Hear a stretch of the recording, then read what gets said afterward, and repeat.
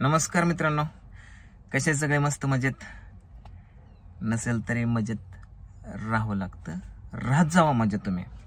आणि मी तुम्हाला हसवण्याचं काम तर करतोच आहे, जेवढं होईल तेवढं. तर आपला नवीन प्रोजेक्ट लवकरच तुमच्या भेटीसाठी येईल, फक्त तुमच्यासाठी आहे यूट्यूब चॅनलला. आणि एक आलेलं पण आहे मागच्या रविवारी, जर तुम्ही अजून बघितलं नसेल, हावरट जावय म्हणून मी एपिसोड केलाय, तर तुम्ही नक्कीच बघा. जसं की तुम्ही ब्लॉगला भरभरून प्रेम देता, तसं मी जी मेन मेहनत घेतो व्हिडिओ बनवण्यासाठी, खर्च करतो सगळ्या गोष्टी, तर तिकडे जर तुम्ही लाईक व्ह्यूज सगळ्या गोष्टी केल्या तर मला बरं वाटेल. नाहीतर मग असं तसं तर काय, हे ब्लॉग तर चालतातच. मग मी एवढी मेहनत करून तिकडे खर्च करून ते चालत नाही. मग मी ती बंद करून हे सुद्धा चालू शकतो, पण नाही, मला फक्त हे ब्लॉग आणि हे रडगाणं आणि हे असल्या गोष्टी नाही करायचं.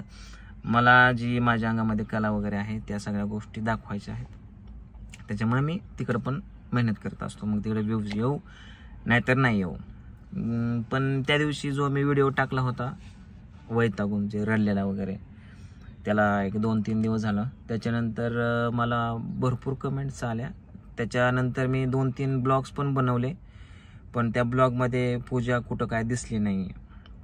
आणि मला बरेच लोक बोलले, म्हणजे कमेंट पण करतात की पूजाला ब्लॉगमध्ये का घेत नाही, किंवा तुमच्याशी बोलत नाही का, किंवा तुम्ही बोलत नाही का तिला, काय झालं वगैरे असं तसं. तर मी त्या सगळ्यांना सांगतो की अशा म्हणजे मीच बोलत नाही पूजा संग. तिने बोलायचा विषय नाही, मीच बोलत नाही पूजा संग. कारण आउट ऑफ कंट्रोल झाले सगळ्या गोष्टी, म्हणजे आउट ऑफ काय झालं, ओव्हर झालेल्या सगळ्या गोष्टी. त्याच्यामुळं माझं मनच नाही बोलायचं. जेव्हा आणि बरेच लोक मला हे पण कमेंट करत होते की पूजा अशी आहे तशी आहे, म्हणजे बालिशे, समजून घ्या वगैरे. हा ठीक आहे, मग किती दिवस समजून घेतो. लग्न झाल्यापासून मी आजपर्यंत समजूनच घेत होतो, आणि समजून पण घेतोय अजून. असं काय नाही की मी बोलत नाही, म्हणजे तिला सोडूनच द्यायची, किंवा ती अशी असं तसं वगैरे, आवडत नाही वगैरे. हा, मला बरेच लोक कमेंट पण करून बोलतात की तुम्हाला आता पूजा आवडतच नाही. असं नाही आहे, आवडत नसतं तर आम्ही एकत्र राहिलो नसतो. राग आहे, म्हणजे एक हक्काचा राग आहे, एक कशासाठी, आपल्याच चांगल्यासाठी. असं नाही कुठल्या पण कारणावरून रागून बसलो. अरे, मी चांगल्या गोष्टीसाठी रागवतो, चांगल्या गोष्टीसाठी सांगतो ह्यांना. मी कितीतरी वेळा याच्या अगोदर तुम्ही व्हिडिओमध्ये बघितलं असेल, मी पूजाला शिकवतोय पण ती शिकत नाहीये. मग मी रागवणं हा माझा अधिकार आहे का नाही? नवरा जो काम करतो, जो बिझनेस करतो, त्याच्यामध्ये बायकोने थोडं तरी त्याला हातभार लावावं की नाही? आता हा यूट्यूब क्षेत्र असंच झालंय की बघा, तुम्ही पण बघत असाल इतरांचे व्हिडिओ, बरेच जणांची नवरा बायकोच बनवतात व्हिडिओ, आणि बायको नवऱ्याला खूप साथ देते, नवरा पण बायकोला खूप साथ देतो. दोघे एकमेकांच्या विचाराने व्हिडिओ बनवून वगैरे खूप पुढे गेलेली आहेत. मग मला पण कुठंतरी असं मनामध्ये वाटतं की मी पण माझ्या मनामध्ये, तुम्हाला खोटं सांगत नाही, एवढ्या आयडिया आहेत ना माझ्या मनामध्ये, एवढ्या थीम्स आहेत, एवढे जोक आहेत, मी एका मिनिटाला एक जोक काढू शकतो, एवढे आहेत. फक्त ती बायकोनं तसा प्रतिसाद द्यायला पाहिजेत. म्हणून माझ्या जीवाची धडपड असते की हे ना शिकावं. येत नाही तर मी शिकवतोय. हाताला, बारक्या पोरा जसं हाताला बोटाला धरून येतात तसं मी शिकवतोय, तर तिनं शिकलं पाहिजे.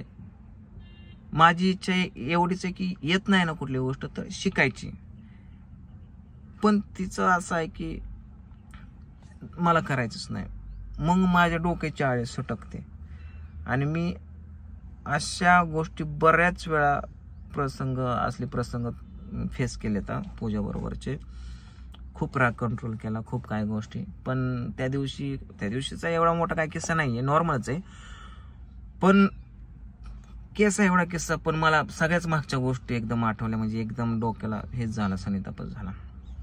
म्हणून मी असा निर्णय घेतला की पूजाला न ऍक्टिंगला फोर्स करायचा, न व्हिडिओमध्ये घ्यायची, न ब्लॉग बनवायचे, न रील्स बनवायची, न काय हे नाही.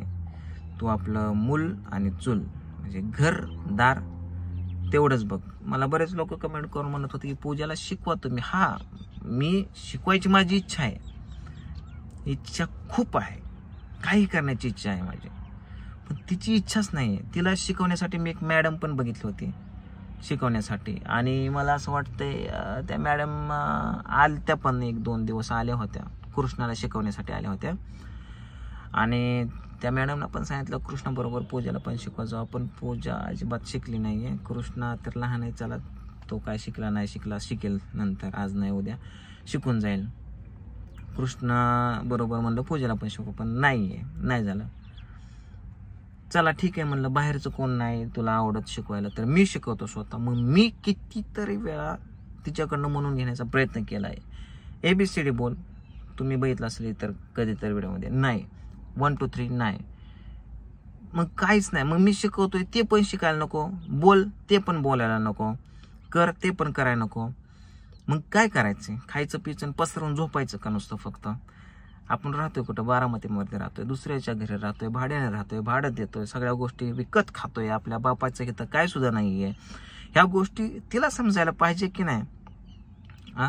मग मी कुणासाठी करतोय? फॅमिलीसाठीच करतोय ना, पोरांच्या फ्युचरसाठीच करतोय ना. मग तिला काय फ्युचर ह्या त्या गोष्टी काहीच कळत नाही. मला कोणीतरी कमेंट केली, माता रमाई यांचं उदाहरण द्या त्यांना, की बाबासाहेबांना त्यांनी किती साथ दिली. आता मी डॉक्टर बाबासाहेब आंबेडकरांचं तिला उदाहरण द्यायला, मला तर वाटत नाही की तिला हे पण माहीत आहे की नाही डॉक्टर बाबासाहेब आंबेडकर हे कोण होते, माता रमाई हे कोण होत्या. म्हणजे अशा थोर महापुरुषांची उदाहरणं द्यायला तिला ते माहीत पण नसेल. चला मी समजावून सांगितलं तरी तिला ती समजत नाहीये. मग मी याच्या पलीकडे काय करू? डोका दोन घेऊ का? मग मला काय म्हणायचं, कुठला पण व्यक्ती आईच्या पोटातून शिकून येत नाही, पण शिकल्याने सगळं शिकतं. पण शिकण्याचीच इच्छा नसेल तर काय करायचं? मला बरेच लोक बोलले कमेंटमध्ये की तुम्ही पूजा ही तुमची लक्ष्मी आहे. हा ठीक आहे, मान्य आहे, लक्ष्मी वगैरे आहे. मला बोलले कमेंट्स वाचल्या मी की तुम्ही जर पूजेला नाही घेतलं तर तुमचं नुकसान होईल, व्ह्यूज कमी येतील, असं तसं. मान्य आहे, मला सगळ्या गोष्टी मान्य येतात. मी कुठली पण गोष्ट समजून उमजूनच करत असतो. भले त्यामध्ये माझं नुकसान जरी झालं तरी ते मला सहन करण्याची, पचन करण्याची क्षमता आहे, ताकद आहे. होऊन काय होणार? पूजेला नाही घेतलं व्हिडिओमध्ये तर तुम्ही व्हिडिओज बघणार नाही तर ठीक आहे, माझे ब्लॉग चालणार नाही, तर जेवढा पेमेंट येतो तेवढा पेमेंट येणार नाही आहे. पेमेंट नाही आला की खर्चाचे वांदे होणार. खर्चाचे वांदे झाले की मी बारामती सोडून गावाकडे जाणार. गावाकडे गेल्यावरती काय होणार? पुन्हा व्हिडिओ वगैरे नाही चालले की पुन्हा मग मी काय, माझ्याकडे जेवढं नॉलेज आहे त्याच्यानुसार मी काय ना काय हातपाय हलवीत राहणार, पवत राहणार. पूजेला काय करणार? कामाला लावणार तिथं गावाकडे. कुणाच्या आपल्या तर घरी बापाच्या जमीन नाही, काय नाही, नोकरी नाही, प्रॉपर्टी नाही, काय नाही, दुसऱ्याच्या तिथं कामाला लावणार. आईने आजपर्यंत कष्ट केलं, बसून खायचे दिवस होते, तिच्या नशिबी मी कधी अजून काम येऊ देणार नाही. तिला पण घरीच बसून ठेवणार. पण आई घरी कधीच बसून राहणार नाही. मी जर ह्या अवस्थेत आलो तर आई, आमचे आप्पा आता एवढं बसून खाण्याचे दिवस आहेत तरी पण आमचे आप्पा कामाला जातात. मग आईचं पण हातपाय वळवळ करतात कामाला जायला, पण इथं कुठं जाणार? पण गावाकडे गेल्यावर नक्कीच आई कामाला पण जाणार आणि मग पूजा पण कामाला जाणार. जावा मग दुसऱ्याची तर दिवसभर उन्हातानाचं घाम गाळून कष्ट करा, 300-400 रुपये हजेरी मिळवा.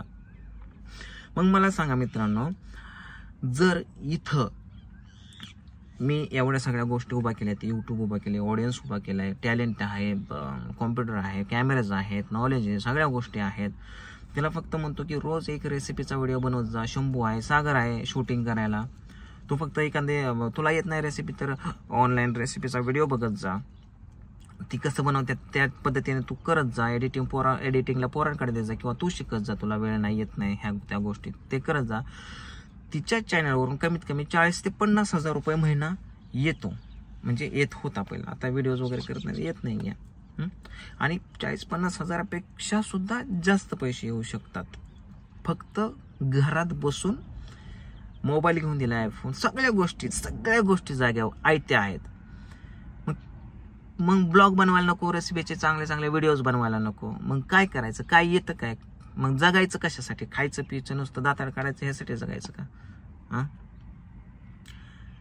मला सांगा, तुम्हाला जर कोणाला, आणि एकच चॅनल नाही, पूजाचं चॅनल नाही, 3 ते 4 चॅनल आहेत. कृष्णाचं आहे, माझा आहे, पूजाचा आहे, फेसबुक पेज आहे, अजून दुसरा तो मराठी कॉमेडी चॅनल का, म्हणजे सगळ्यांवरती मी मेहनत करतो. म्हणजे सगळीकडून पैसे येतात.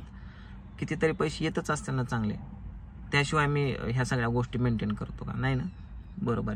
मग कुठेतरी वाटतं की आता एवढ्या सगळ्या गोष्टी प्रगती करावी, स्वतःचं घरदार वगैरे घ्यावं, मग बायकोने कुठेतरी मला मेहनतीमध्ये हातभार लावायला पाहिजे की नाही, तिचं चॅनल तिने सांभाळायला पाहिजे की नाही. चला येत नाही तुला काय, तर फक्त व्हिडिओ तू लोकांना तू आवडते तर तू त्या गोष्टी व्हिडिओ बनवताना बघा, इतरांच्या बाया इतरांचे ब्लॉग व्हिडिओ बनवताना किती नटून थटून सजून मेकअप करून व्हिडिओच्या कॅमेऱ्याच्या समोर येतात, आणि आमची बायको बघा झोपीतनं उठली की डोळं पुसत आलो हे ते. मी तिला किती तर वेळा खवळलं, म्हणलं असं का झोपीत असल्याने बोलत असते तू, म्हणलं तू जरा थोडंसं फ्रेंडली बोल ना, आणि थोडंसं व्हिडिओला येत असताना शूट करत असताना मेकअप कर, चांगले कपडे घाल, चांगलं चांगलं बोल, चांगलं चांगलं दाखव. पण तिला ह्या सगळ्या कंटाळा वाटतो, जबाबदारी काहीच वाटत नाही याच्यामध्ये तिला. म्हणजे हे क्षुल्लक गोष्ट वाटतात तिला, ह्याची जाणीव नाही की आपल्याला याच्यातून किती पैसे भेटतात यार, आणि त्या पैशाने आपल्या उपजीविका चालते, सगळ्या गोष्टी चालतात, आपल्याला फ्युचर आहे, सगळ्या गोष्टी करायचं आहे.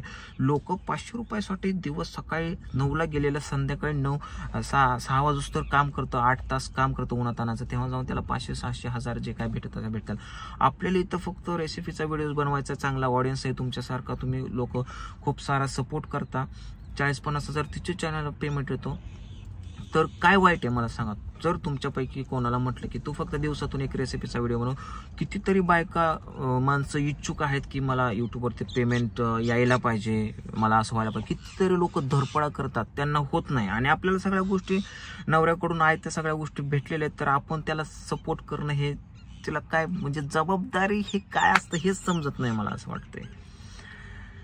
मग मला टेन्शन येतं की मग समजावून तिला किती समजावून सांगायचं, तिला जाणीव पाहिजे ह्या सगळ्या गोष्टीची. मला लोक म्हणतात की नुकसान होईल पूजाला व्हिडिओमध्ये नाही घेतलं, तर मला समजते नुकसान होईल, कळते मला, सगळ्या गोष्टी कळतात, तुम्हाला कळतात, पण हीच गोष्ट त्या पूजाला समजावून सांगा, कधी डोक्यात बसणार ह्या त्या गोष्टी. वैतागलो मी तर, म्हणून मी त्या दिवशी डोळ्यातून माझ्या पाणी खूप म्हणजे त्याला आवरलेच नाहीये, वैताग आला. त्याच्यामुळं मला कमेंट करून लोक विचारत होते पूजा कुठे आहे वगैरे, तर म्हणलं चला सांगावं की पूजानं ब्लॉगमध्ये आता तुम्हाला दिसणार आहे ना, रील्समध्ये दिसणार आहे, व्हिडिओमध्ये दिसणार आहे ना, कशातच नाही, तिला करायचंच नाही ना, ठीक आहे करेल. आज सामान्याने जिथं माझी प्रगती होणार होती किंवा काय सुधारणा होते, 6 महिन्याचं वर्ष जाईल, 3 वर्ष जाईल, 10 वर्ष जातील, कधी ना कधी नाहीतर असंच चालू राहील. मी नाही काय केलं, माझं पोरगं करेल, त्याच्यासाठी मी काहीतरी काही ना काही करेलच ना. तर विषय एवढाच आहे, बाकी काही नाही आहे. आणि तिचं चॅनल तसाच उताना पडलाय. कृष्णाच्या चॅनलला जसं मला होतंय तसं मी करतो. आज मी व्हिडिओ बनवला कृष्णाच्या चॅनलला चांगला, 1-2 दिवसात माझं पण शूटिंग लागणार आहे, आणि डेली ब्लॉग तर माझे चॅनल जेवढं होते तेवढं तर मी तर बनवतोय. जीवन आहे, संघर्ष आहे, करावं लागतं, जगावं लागतं, रस्त्यामध्ये येणाऱ्या अडचणींना सामोरे जावं लागतं, ह्यालाच तर जीवन म्हणतात. माझ्यासारखे सगळे घरातले असते तर किती भारी झालं असतं. कधी कधी मला हा विचार येतो. असो, जे आहे ते नीट राहत नाही. चला ठीक आहे, धन्यवाद. लांब आलतो इकडं बारामतीच्या बाहेर, थोडंसं संध्याकाळचं वेळ झाली आहे, थोडासा व्हिडिओ बनवू म्हणलं. आणि माझा धरपडा बघा, मी याच ठिकाणी इथंच बघा, हे बाहेर जी जागा दिसते हे प्लॉटिंग, इथं मेडिकल कॉलेज आहे या ठिकाणी, इथं इथं मेडिकल कॉलेज आहे, तिकडे दिसते ती मेडिकल कॉलेज आहे. इथे मी जागा बघितली होती घेण्यासाठी, तर खूप महाग जागा आहे, 33 लाख रुपये गुंठा आहे, 33 लाख रुपये गुंठा. ठीक आहे, किती काय असताना आसपास आपल्या बजेटनुसार कधी ना कधी मी घेईलच, आणि प्रयत्न तर मी करतच राहील, भले मग कोणी साथ देऊ न देऊ, तुम्ही तर आहेत. तर चला, थँक्यू, बाय बाय.